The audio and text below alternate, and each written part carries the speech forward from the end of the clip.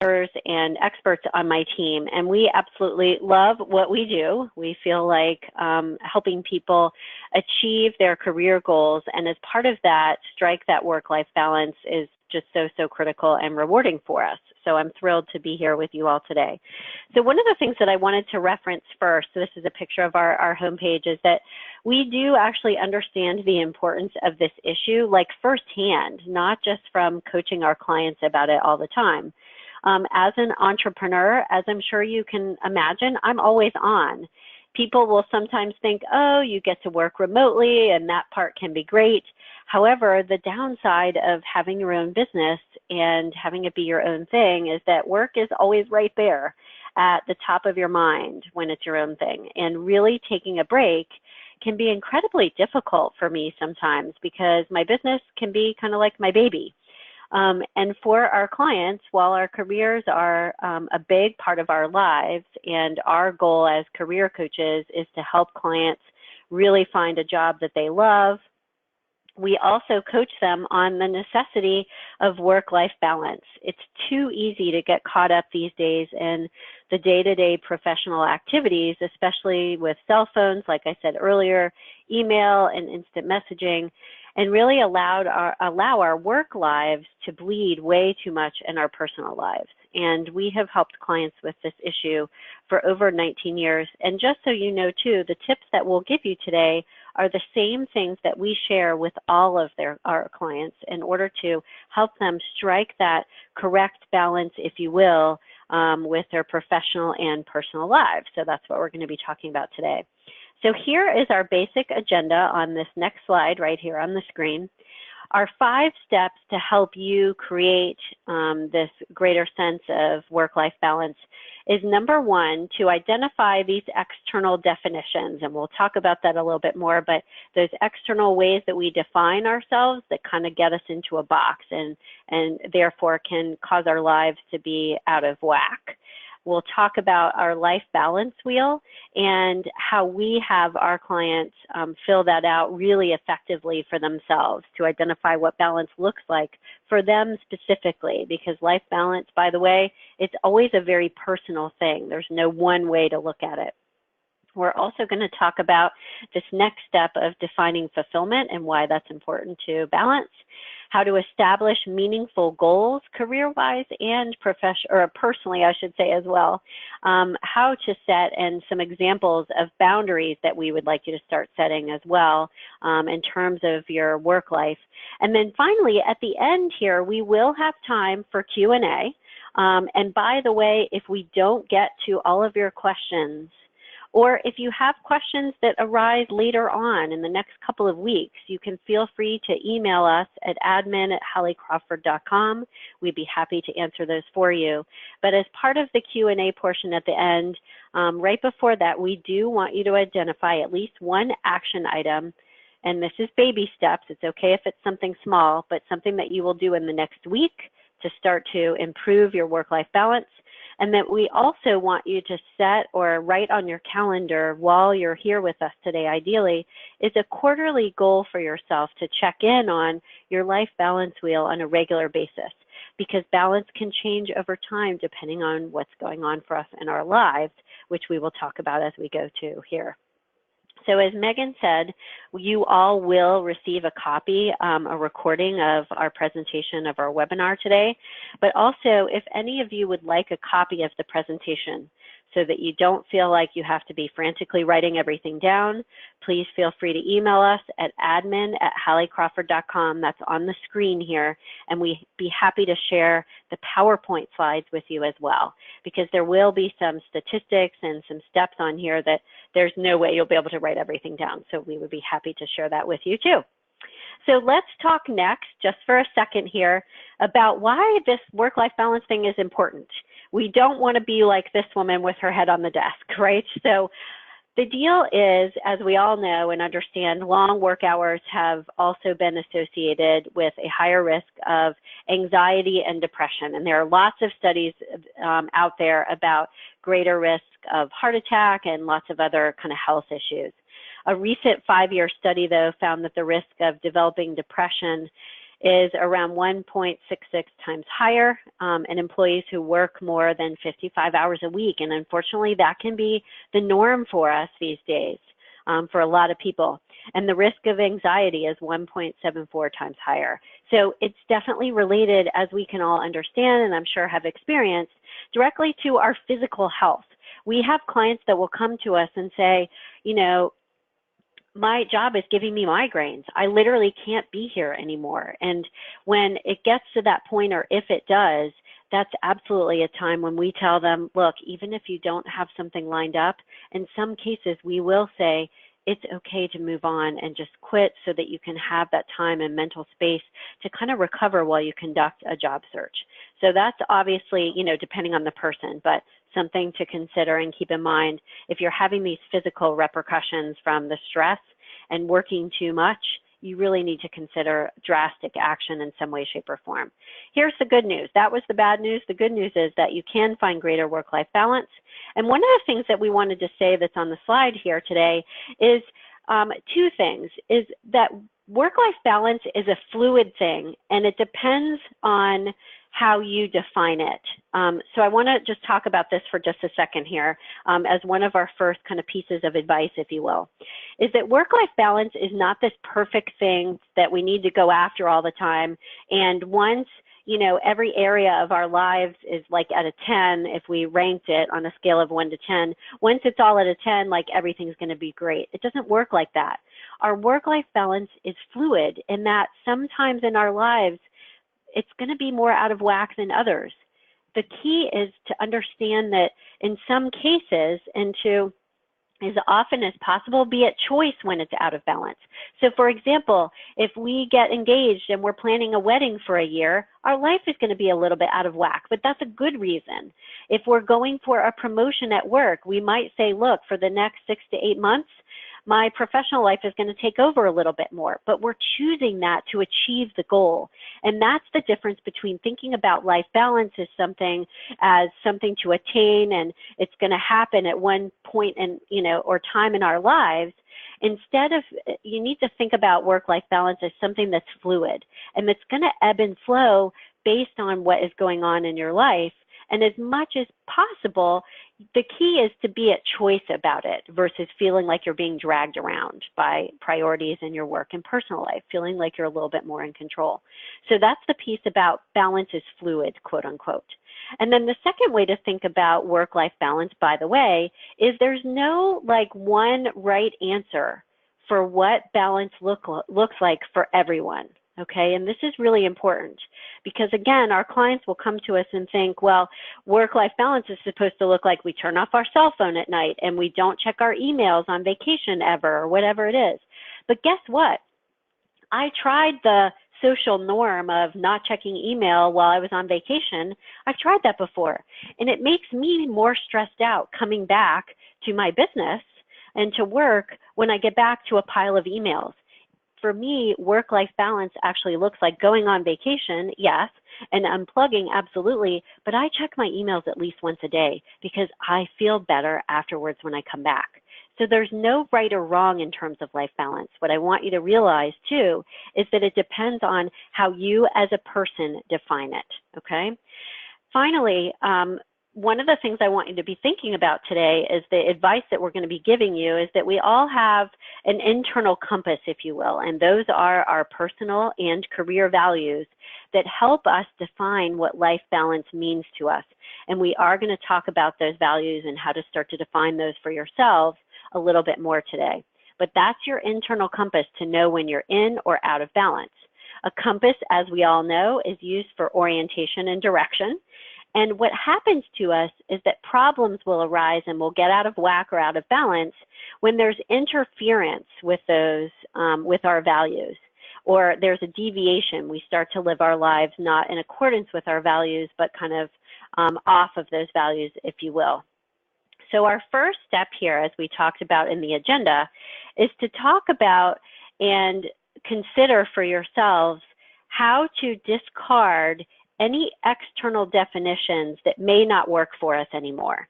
So the first step we want you to take is to identify how we're defining ourselves as professionals, as mothers, as fathers, everything else? How do we define ourselves primarily and identify what works for us, but also what may not work for us? So here's the deal. If you take a look at this slide, is what happens to us is over time, we can get caught up, understandably, in our daily lives and start to define ourselves externally versus internally based on what's truly important to us. And if you look here, here are some examples on this slide. We may start to define ourselves too much based on our role at work, based on who we are professionally, perhaps, based on our salary and our salary requirements, based on our strengths, past issues that we've encountered, either personally or professionally, or a sense of like status that we're trying to, live up or keep up with the Joneses, so to speak. And sometimes this can kind of creep up on us. And we have to be more mindful of, okay, how am I defining myself at any given time? And are things kind of out of whack based on how I'm defining myself at this current phase in my life? We also, as part of this, need to pay attention to any values, norms, or definitions, or even priorities that we may have kind of inherited or that we're accidentally, so to speak, adopting. And we're making choices and decisions based on those things in our lives that actually aren't working for us because we've gotten them from the society that we live in, or family, or other areas, maybe it's your industry or within your organization that don't fit. And we need to pay attention to these two things. So if you take a look at the next slide here, still on step number 1, and paying attention to and identifying what these external definitions are, we need to identify what these external definitions are first, but then remove those that we don't want or that don't work for us any longer. So for example, if we get way too caught up in status symbols like related to our car or the house that we have or whatever it is, or if we're defining ourselves too much by our profession and our jobs, and gosh, our company gets bought out and then our position is on the chopping block, then it's going to impact us a lot more than it should otherwise, okay? The goal is here to set our schedule and act and develop our action items, or act more intentionally, if you will, according to internal definitions, how we define ourselves and we want to define ourselves and what our values are, as much as possible. And part of what I wanted to say here before we move to the next slide is, I get that this sounds great, but we're not always in control of everything that we do in our workday. I totally understand that. So I want to kind of emphasize that we want to do this as much as we possibly can.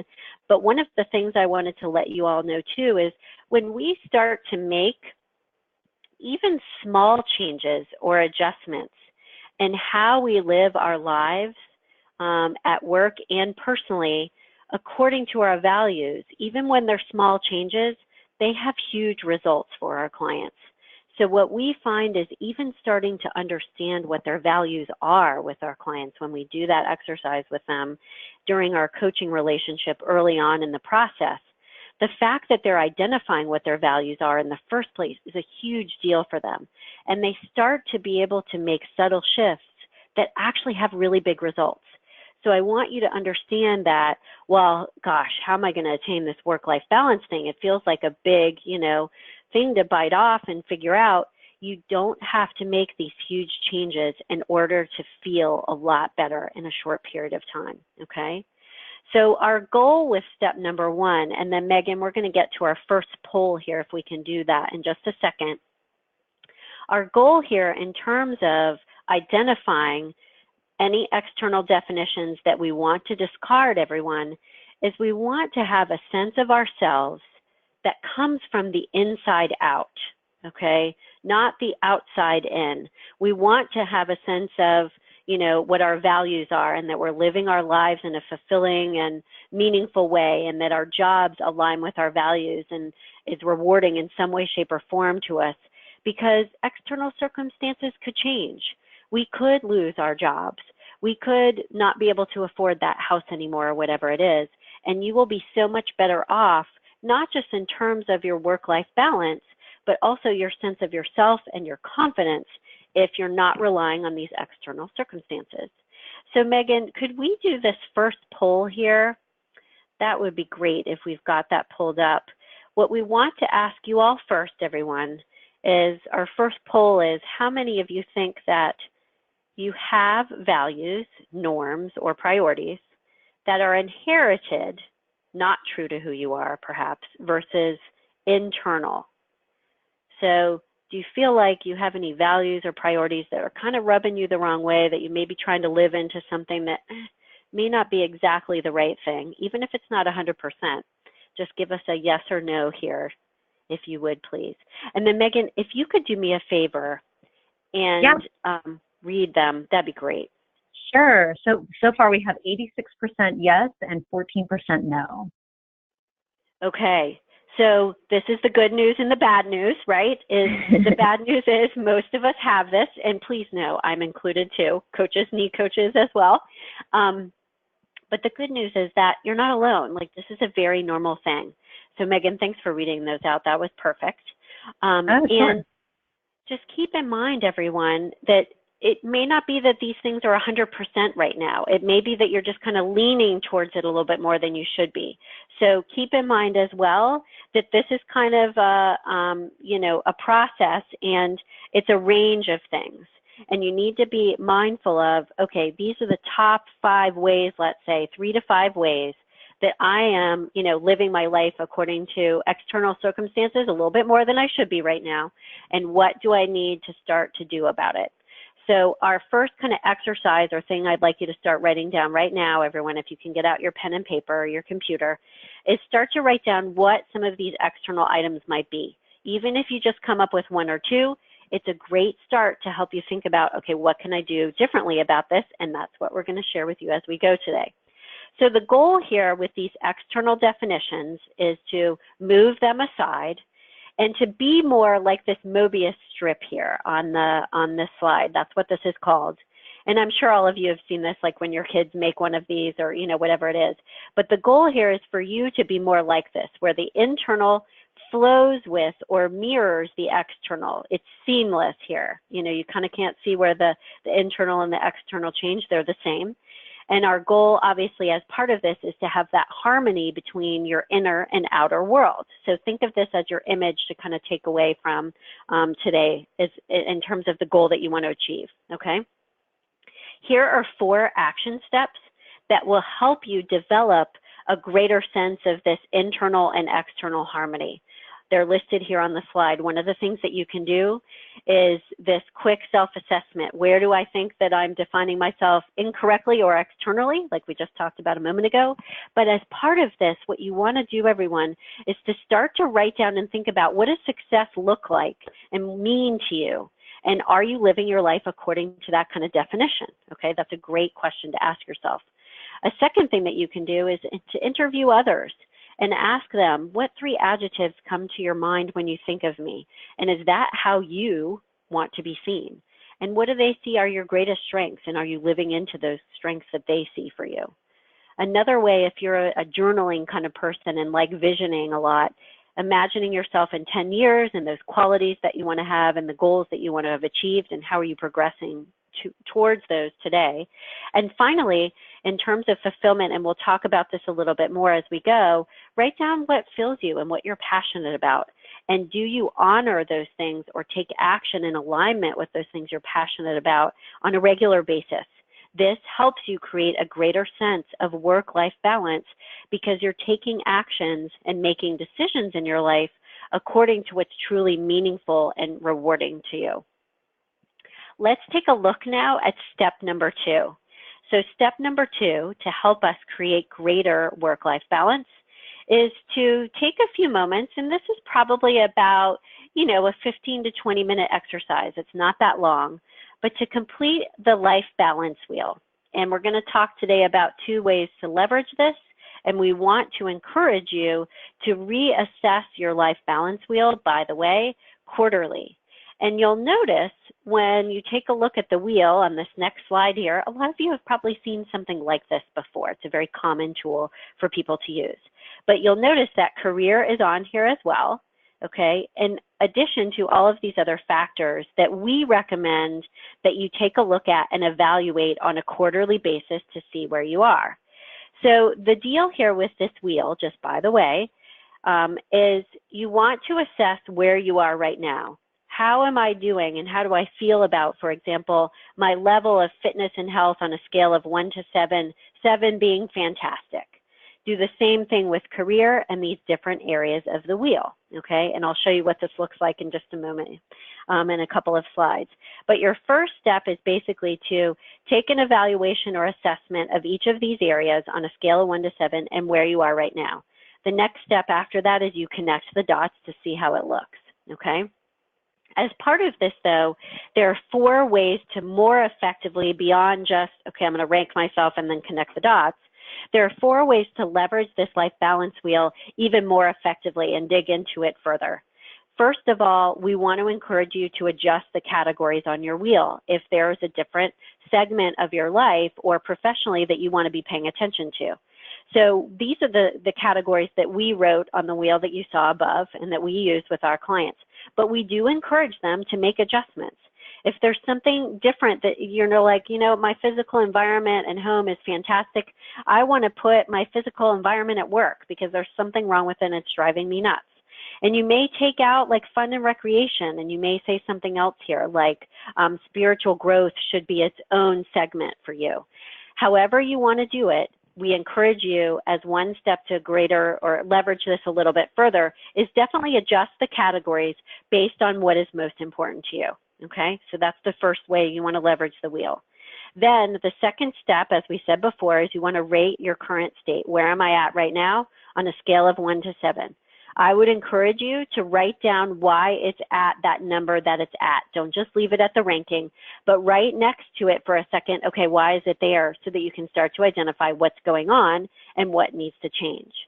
The third thing that we encourage you to do is to finally, after you, or the third step, I should say, not finally, is to then define what your future ideal state is. So if it was at a 7 for you, what would that look like? So if my career was at a 7, what would that be like? If fitness and health was at a 7, what would that look like too? This is the beginnings of starting to identify goals that you can achieve or want to achieve in order to create that greater life balance. And we encourage you to journal a little bit about this so you're getting some stuff down in writing. And then finally, step number 4 with the life balance wheel would be to assess this quarterly, keeping in mind what I said earlier, that the balance is going to be fluid. The goal is not to have everything at a 7 all the time. You may be okay, for example, if fun and recreation is at a 5 for you, because for you, you're like, you know, I have fun and recreation, like the way I do that is by playing with my dogs at home, or it's a different way that I define it, or that's just not, you know, what's most important to me right now. I'm trying to get a promotion. So you want to assess this on a regular basis, keeping in mind that it's fluid, like we said, and that you want to define life balance in the way that you define it. So we talked a moment ago about when you connect the dots, how does it look? And obviously, if you imagine that this was like a wheel on your car, it would be kind of bumpy. Things wouldn't be going so well. So this helps you identify, doing this kind of State of the Union right now, helps you identify the areas that you need to focus on the most. And then keeping in mind, like we said, you want to start to say, okay, if it was at a 7, what would that look like? Remembering, as we talked about earlier, that we do not expect everyone to be at a complete 7 at any given, day. It's not always going to be like that. The key is that you are a choice about where you're spending your time, and that's what you want to focus on versus striving for this perfection. It's almost like that's too much pressure, okay? So step number 2 is to have you complete and fill out the life balance wheel as we just discussed. If any of you feel like, gosh, I need some help with this wheel and what would be the action items that I would need to take to improve that, I'd be happy to do a free career strategy session with you to get advice on any career goal and that segment in particular of the wheel. So feel free to email us. If you have any further questions or need to dive into this a little bit more based on your specific situation, I'm happy to conduct that free career strategy session with you to give you that advice. All right, so step number 3 to help you create greater work-life balance is to define fulfillment. So I've talked a lot today about values and having that as your internal compass that you're paying attention to all the time.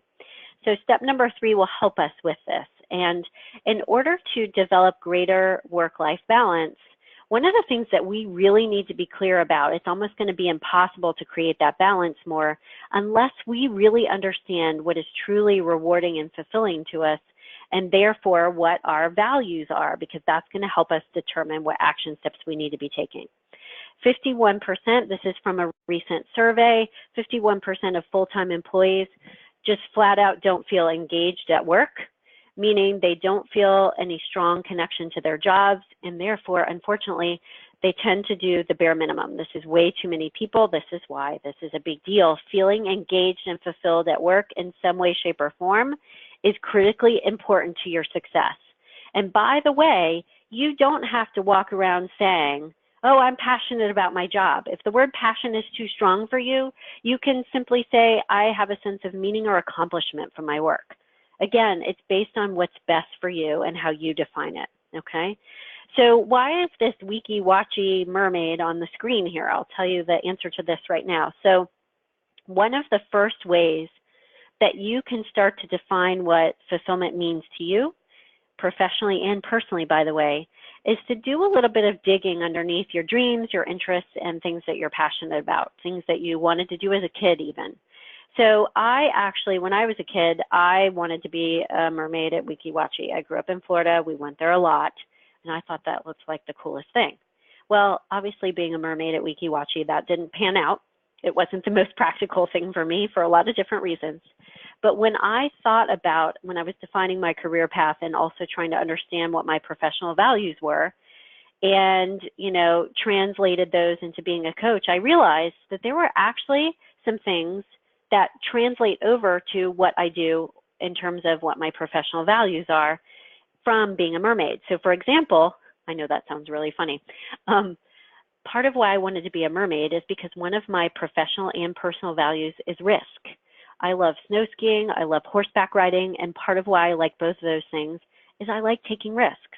I also like being an entrepreneur, and it's fulfilling for me because I actually like to try new things, and I'm okay with and have a value of risk in my personal and professional life as well. So that's one of my values. Goes back to part of why being a mermaid was kind of appealing to me. It seemed kind of cool. That's why I like spy movies and Jason Bourne movies and, you know, et cetera, et cetera.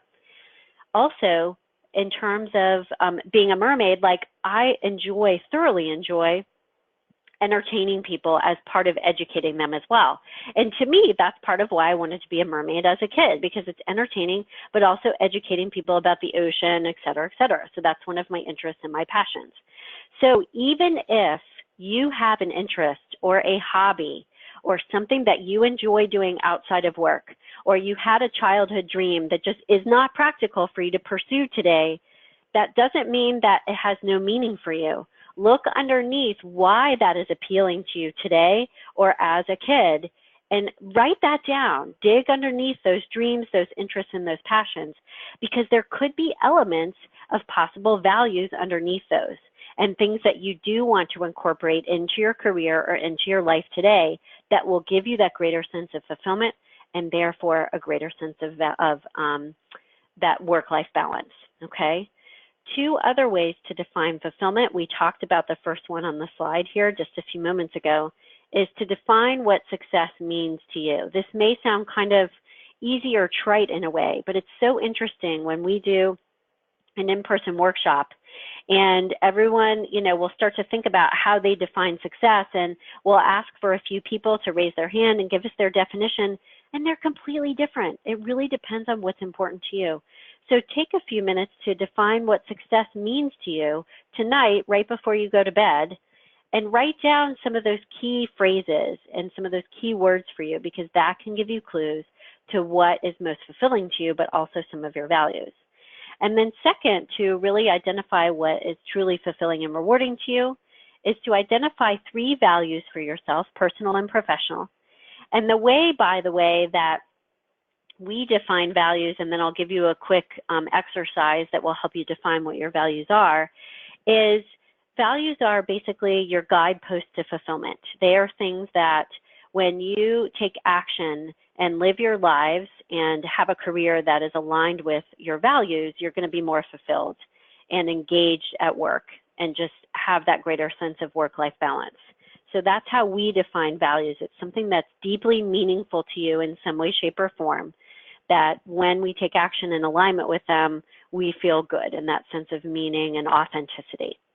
One of the ways that you can begin to define your values, in addition to what we talked about as well, is we will have our clients identify a peak experience in their lives. And how we describe this is it could be a moment in time or it could be a period of time in their lives. It doesn't matter which, but we always have them think about a personal experience first. And we pull their professional or career values from those personal values because we find that's the best way to do it, because then people get to truly to the core of who they are versus starting with the career values and saying, okay, well, I should put down a sense of accomplishment or, making an impact on others or leadership or whatever. When they start with their personal values first, they get to the core of what's really important to them, okay? So quick example of a peak experience that I just wanted to share briefly with you. You could have two people, for example, that their peak personal experience was a trip to Italy. And one person might say, gosh, I loved the planning of it, deciding how much time we should spend at each given area, how we were going to get there, what restaurants we were going to eat at, et cetera, et cetera. And another person's peak experience could be the same exact thing, a trip to Italy, but they might be talking about completely different things. I loved the art and the food and the time spent with friends and family, okay? Two of the same exact peak experiences, but these two people have very different values in the way that they're describing and talking about what was most rewarding and important to them from that peak experience, okay? One of the things we encourage you to do with your peak experience is definitely share it with a coach, a friend, or a family member, because they can help you pull out what those values are. Sometimes it's easy for us to see them on our own, and that's great. But a lot of times what we find with our clients when we're working with them is when they share their peak experience with us, we can pull so much more out of what's there because we're objective about it and we're not in their head kind of noodling around with it. So the ways to identify values are define success and what it means to you, dig underneath those interests, those passions and dreams from the previous slide, and then do this peak experience exercise to help you really dig underneath what's truly important to you in terms of your values.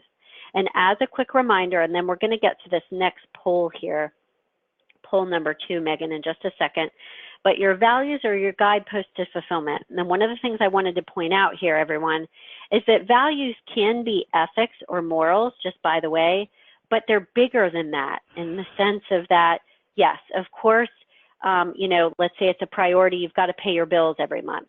That's not a value, though. That's more of a priority. And, kindness to others could be one of your values, of course, but that's also something that is more like an ethic. So you want to be careful of just saying, okay, well, my values are I need to be kind to others and blah, blah, blah, blah, blah. You want to really think about that peak experience in order to truly define what's really meaningful to you deep down. So our second poll here, if we could pull that up, Megan, that would be great. Our question is, how many people know what their top 5 career values are? And we're looking for career values here specifically. Just by the way, as you're thinking about this, a lot of people's personal values will overlap with their career values, but we want you to clearly define what's the difference between your career versus personal values. Okay, Hallie, so far we've got 13% say yes and 88% say no. Okay, thanks for sharing and thanks for participating, everybody. Again, here's the good news and the bad news, right? Good news is you're not alone. This is common, and this is a critically important exercise so that you can understand what is going to be the right way to spend your time at work as much as you can possibly control it, and to develop that greater work-life balance, because then, by the way, if you're honoring your career values more at work and doing the same thing with your personal values in your personal life, you will feel a greater sense of work-life balance. Next, we want you to think about, still under step number 3 in defining fulfillment, one of the ways to identify if your professional life is in balance in the way that you define it is to take a look at and use our ideal career model as a checklist to understand not just if you're in the right fit or not career-wise and job-wise, but to understand and make sure that you're checking all of the boxes that you need to be checked in order, or that need to be checked in order for you to be in that right fit, but have that sense of balance. So what we want to do, or what we want you to do in terms of the career model and your professional life specifically, is rank on a scale of 1 to 10 for each of these boxes here, or elements of your career. Where are you at right now in each area? How fulfilled are you? How much are you leveraging your past education or not? Are you, earning the salary that you want? Do you have the benefits that you want to have? How is your work environment for you, et cetera, et cetera? And then as the second step, start to identify where the inconsistencies are and what you need to be doing in order to make those changes. So the ideal career model is for your professional life specifically, but this can help you get that part of your life in greater balance, which then, as I'm sure you all understand and know, it influences your personal life as well. Before we go to our next step here, everyone, I did want to just share with you that we do have a values worksheet that can help you start to identify what your values are. I know for some people this can kind of feel daunting or overwhelming, like, okay, this is really deep. How do I deal with this? Please feel free to email us at admin@halliecrawford.com. We'd be happy to share that with you, no problem. All right, so step number 4 to create this greater work-life balance is to set more meaningful goals, not just empty professional or personal goals that we feel like we should have or that we need to have, okay? So step number 4 is to begin to attach your personal and professional goals to your career and personal values, like we've talked about. So not just saying, okay, these are my values, that's great, but how do not just your action items align with those values, but how do we establish more meaningful career and personal goals aligned with those values that will help us honor those on a more regular basis? Number 2, in terms of how to set meaningful goals, is attach your goals to the ideal career model, and by the way, the life balance wheel, like we said as well. And then number 3, as part of setting more meaningful professional goals specifically, is to develop a strategic career plan. A lot of our clients will say, what is that? Or they'll say, oh, I know about that, but I've never done it before. So we'll talk about that in just a moment here. So in order to set these more meaningful goals, we want you to attach those goals to the ideal career model, like we said. So one of the things that we'll have our clients do is identify a goal for each of the areas of the model, and this will help your goals professionally be more meaningful and strategic for you. Even better, write a vision, quick, short, 2 or 3 statements for each area of the model. If each area was out of 10, what would that be like for you? That can help you identify what your goals should be. And then as part of that, you would identify a specific goal for each area, okay? When we have our clients begin to write their strategic career plan, we have them start with the model. Sure, there are other things that we'll talk about, like how to manage up and leadership skills and strengths they need to develop. But as a foundational tool to get them going, we have them take a look at the ideal career model to begin to develop and write out and identify what that strategic career plan will be so that you get your professional life in greater balance as you see it, okay? So our third poll here that we'd like to do right now, Megan, if we could start to pull that up, that'd be great, is to find out how many people on the call today have a strategic career plan. And even better, I'm kind of upping the ante here, include the elements from the career model to enhance their career and life balance.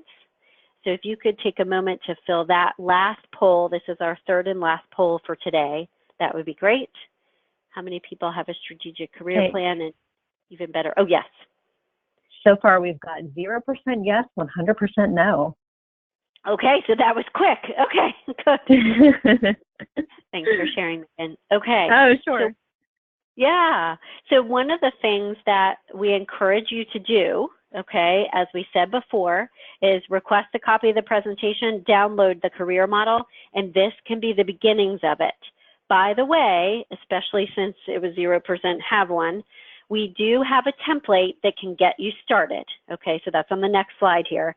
Please feel free to email us, admin@halliecrawford.com. We'll give you an example of how to get started with this. It's worked up in an Excel sheet, pre-filled out to get you going with this. We'll make it a lot easier, okay? And then finally, what we want you to do after your strategic career plan is to distill your list of goals to 3 action items, give or take, per quarter. You can't overwhelm yourself too much. Think long-term with this. Your strategic career plan should be 1 year, 3 year, 5 years out. And the more you think long-term, the more kind of space and time you'll give yourself to achieve each of those goals, which you really need. You can't just check everything off at once, okay? And you want to have specific action items, obviously, for each goal. All right, so step number 4 is to set more meaningful goals. This will help you create that greater work-life balance. And then our final step, step number 5, to help you do this as well, is to begin to set better boundaries with yourself and your professional life so that it doesn't bleed as much into your personal life. That's usually the way it goes for people versus the other way around. So here are some examples that we're going to give you on these next 2 slides, and then we'll go ahead and get to our Q&A.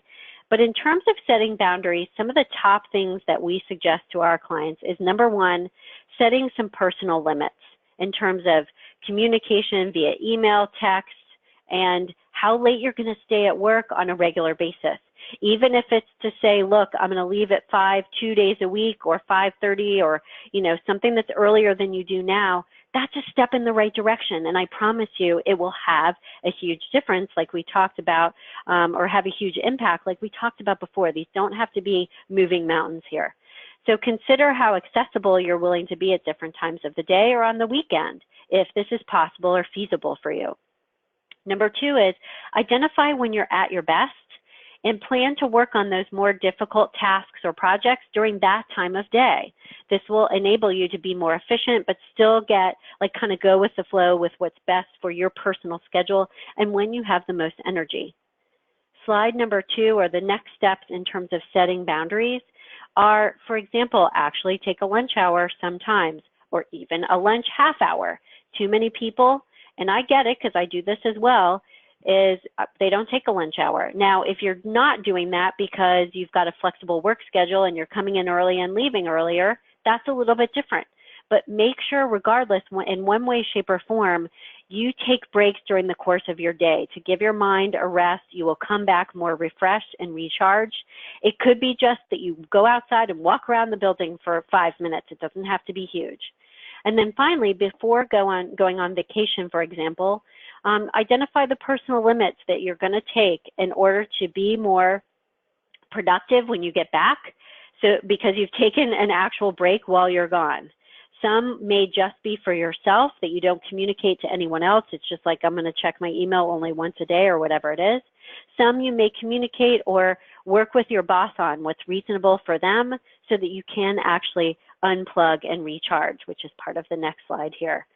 Finally, use your existing time to really unplug and recharge. My aunt told me the other day, actually, that she turns off all of her devices on Sunday every week. Now, it's different for her because her kids are older. I have a 12-year-old. That would be harder for me to do. But even if you did it for half a day or a few hours on a weekend, it's really important to unplug and recharge. Talk with your boss, for example, about any benefits that will result from time off of work and what you would like to see happen in terms of, flexible working time. If they're going to be open to that, talk with them about it. Remember, as we said earlier, that small changes equal big results. So as we start to move right now into talking about one action step that you will take in the next week, keep in mind it doesn't have to be something massive or huge. It could be, I'm going to do the first step or take the first step to fill out the work-life balance wheel, okay? It could be that I'm going to put the quarterly check-ins on my calendar after I do that in order to stay on top of this a little bit more, okay? It could be that you want to email us for the free career strategy session. I would encourage you to do that because a lot of people's scenarios or situations are unique and they need kind of specific advice or help with this. So take a moment now, everyone, as we start to move to Q&A for today before we close. Write down one action step, however small, that you will take in the next week to start moving towards greater work-life balance. And keep in mind, as you're thinking about your questions and your action items as well, that finding an accountability partner, whether it's a coach like us, a mentor, friends or family, or someone else that will help you work towards this greater work-life balance, this helps enormously. Even if they're just checking in with you for accountability once a week, having an accountability partner is huge. It makes a really big difference. All right, so let's go ahead and move to the Q&A portion, Megan, if we could. Please feel free to start writing down any questions that you have in the chat box, and we will get to as many as we can before we go today. Keeping in mind that if you need additional advice, please feel free to email us at admin@halliecrawford.com. I'd be happy to answer. And also, I would highly recommend connecting with me on LinkedIn because we post a lot of really good career advice related to what we talked about today. Write articles frequently on LinkedIn that can give you a lot of extra additional advice. So Megan, do we have any questions yet? Well, I'm still waiting for the questions to come in, and while they are, I have one that I actually wanted to ask you, and that is, if somebody did feel like they needed to approach their supervisor about making small changes or maybe even a bigger change that would help them to get closer to that work-life balance, how do you recommend approaching that conversation? Great question, right? Because this can feel like, I'm not going to say that. They're going to think I'm a slacker or something, right? So great question. Mm-hmm. So first of all, we always want you to consider what your boss is like, how they might take it, and the relationship with you that you have with them, if they would be open to this kind of conversation at all. Or if it's something you need to take, if it's a really extreme situation, do you need to take it up with HR or something else? But if you do choose to and decide to go in to chat with them about it, make it as much as possible about you being effective as an employee, because, at the end of the day, the bottom line is what they care about. If you have a boss that cares about your well-being, even better. But the first thing that you want to say is, look, I feel like I might be losing a little bit of productivity because I'm trying to work on this project and this one, and I'm losing a sense of what the priorities are here. And I need a little bit of help better managing my time. That's how I would start, the conversation out.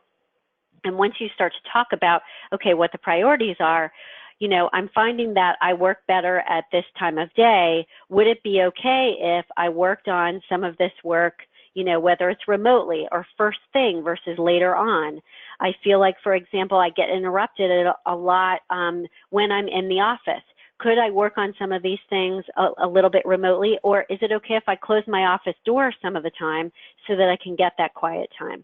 Make it about you being productive as an employee and have specific examples and suggestions of what you would like to ask for. Don't make them reach for it or come up with it, and explain to them specifically how you think it might benefit not just you, but benefit the organization. Does that answer, Megan, as a start?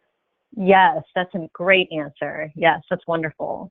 Okay, good. I don't see any more questions, but I do have one other one that I wanted to ask you. It seems to me like a lot of companies are kind of moving in this direction where they're understanding that their employees do need a little bit more work-life balance. Are you seeing that too, just with your connections with employers, that it seems to be a higher priority for companies these days? I do, and I think that's the great news. When I shared the statistic earlier, I think luckily employers, I think for a lot of different reasons, because people can work remotely more easily and still be pretty engaged with, video conferencing, but also with the different generations and what they want, companies are having to adjust more, which is the good news. I still do see people, though, that are working way too much and too hard, and bosses that are demanding, and in some cases that are, saying, no, you have to come in versus working remotely. So I think it does depend on the industry to a certain extent and the role that you play, as well as the level that you're at within your organization. But the good news is that it is a little bit easier to ask for these things. That's the bottom line answer, that it's not as frowned upon to go in and say, look, to be more effective, I would like to ask for these things. That's not as big of a deal as it used to be. And they're not going to say, oh, this person is a slacker as a result. Nearly as much. Yep. Okay. So that is the positive news. Yep. Yes, definitely. We don't have any questions. Okay, that's totally fine. Sometimes it's because I gave all of the answers and a lot of information. Yes, you were very, very thorough today. All right, good. So really appreciate, Megan, your time and managing everything today, and thanks everyone for being here today. We greatly appreciate it. And just wanted to remind everyone again, if you do have questions that come up later on, my email address is on here, admin@HallieCrawford.com, and we'll field those for you, as many as you need. All right, thanks so much, Hallie, and everyone else. Just as a reminder, you will get a recording of the webinar. And that's it. Thanks so much for your time today, and hope you all have a great day. Have a great day, everybody. Thank you. Bye-bye. All right. Bye-bye.